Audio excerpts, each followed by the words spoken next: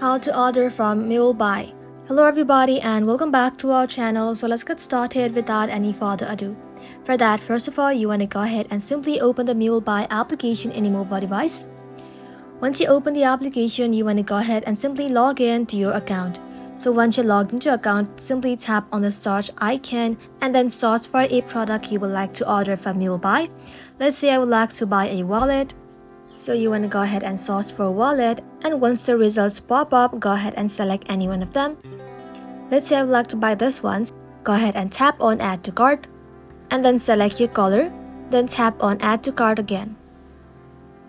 Once it is added to cart, go ahead and tap on the cart section. Once you're inside here, select your product and then tap on checkout. Just like so, tap on checkout again. And then you want to go ahead and simply select your order payment.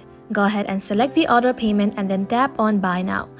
And just like that, you'll then be able to order from Mulebuy.